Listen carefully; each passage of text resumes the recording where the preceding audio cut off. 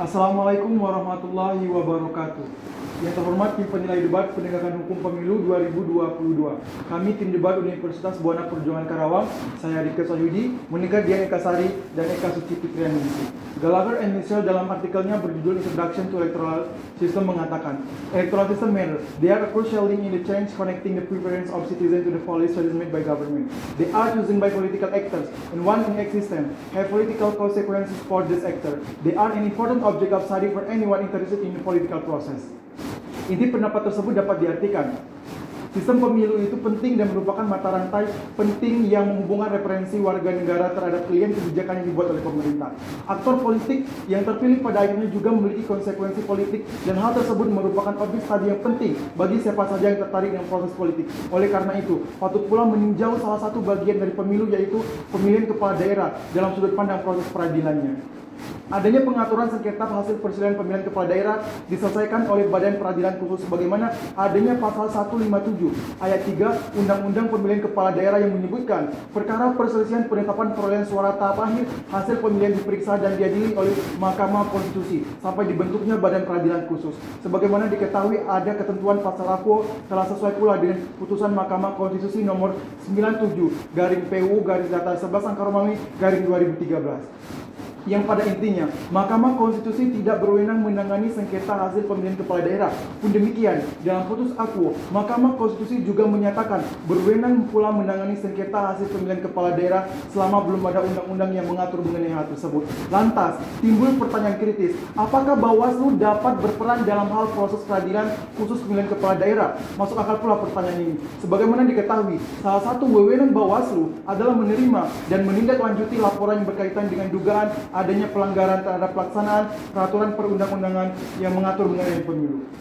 Oleh karena itu, kami membuat artikel dengan judul Suatu Tinjauan Peran Bawaslu dalam Hal Proses Peradilan Khusus Pemilihan Kepala Daerah. Adapun artikel tersebut dengan dua bahasan pro dan kontra. Pun demikian, yang dipresentasikan pada simulasi ini pada posisi pro, dimulai dari sesi pembahasan.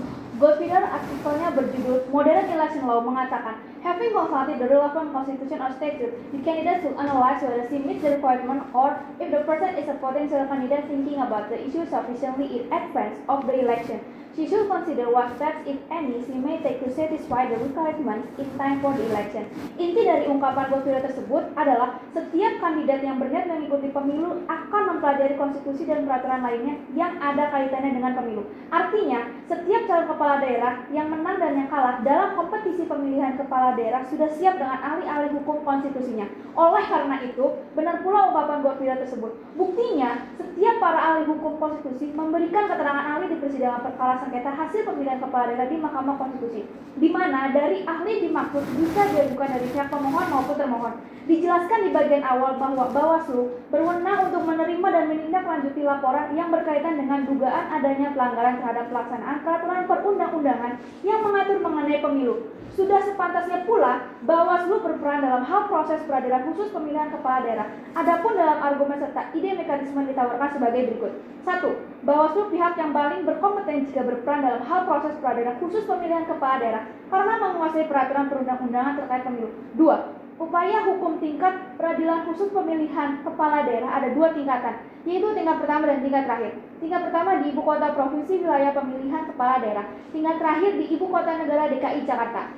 3. Susunan majelis hakim peradilan khusus pemilihan kepala daerah tingkat pertama terdiri dari 3 hakim, yaitu 2 hakim dari hakim pengadilan di bawah lingkungan Mahkamah Agung yang sedang bertugas di provinsi yang dimaksud, dan 1 hakim lagi dari unsur Bawaslu provinsi yang dimaksud. 4.